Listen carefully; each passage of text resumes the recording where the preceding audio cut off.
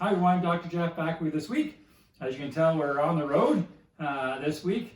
We're talking this week about project injuries from playing musical instruments, and this week we're talking about the drums. So we're going to be looking at Maya's a big drummer. We're going to look at Maya on the drums, and we're going to assess her posture and potential injuries from what she loves to do, and we'll go from there. So also looking at Maya, just at her posture before she even starts playing here, we can notice that she's got a little bit of a lower shoulder and she's facing away. She likes to focus on a distant object when she's playing to maintain her focus. So she's a little crooked here, which is causing a rotation in her low back. So her whole body's kind of looking over to her right hand side here. Her head is an anterior posture, so his head is kind of forward looking.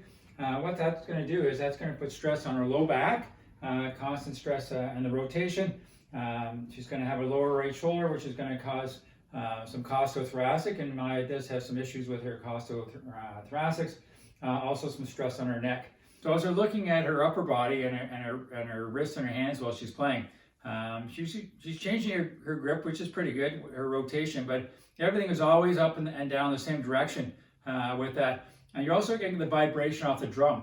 And she's playing different drums, and different drums have different vibrations. So it's like playing tennis with different tennis strings. It can cause issues with your wrist, in your elbows, and in your shoulders.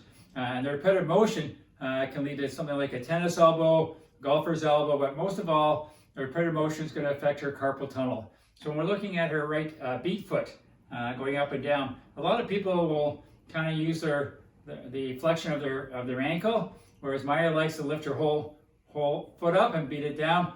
This way she says she can get the beat a little bit faster as it's coming up. But now what's happening is the step is coming up as she's pounding down on it, so there's more force going up and it's going through her knee. She's using her knee and her hip to come down, which is again is going to lead to, instead of, some people will get tarsal tunnel syndrome because their foot is going up and down, much like carpal tunnel syndrome.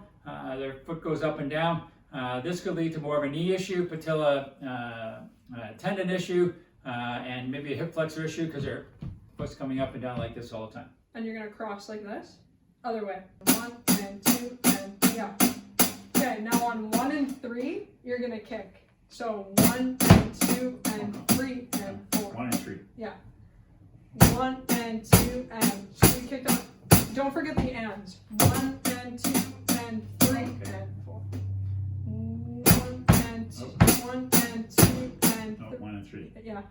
2 and 4 on the even numbers will come down with the snare at the same time. 1 and 2 and 3 and So I slide up and down here and then back up? No, you'll lift this hand up. So it's 1 and 2 and 3 and So I'm doing this 1 and 2. Yeah. Okay. 1 and 2 and 3 and 4 and 1. Okay. So yeah, your kick wants to hit with your hand, but you have to separate them. Right. Okay. Yeah. Yeah. Yeah. Oh! So close. So close. You're almost there. So close. Yeah.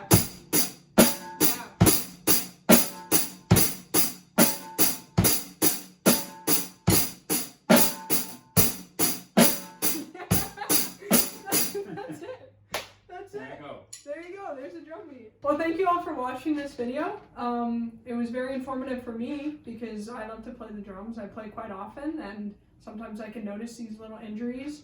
And yeah, I've always been curious about that. And so if you have any curious questions about some of the habits or some of the hobbies that you have, we'd love to cover those as well. So put them in the comments below. But yeah, this was a fun one for me. Thank you for joining me in this foreign space we're in. Yeah, we're on the road. We're on the road. But as always, at Gold's Worthy Wellness, we got your back.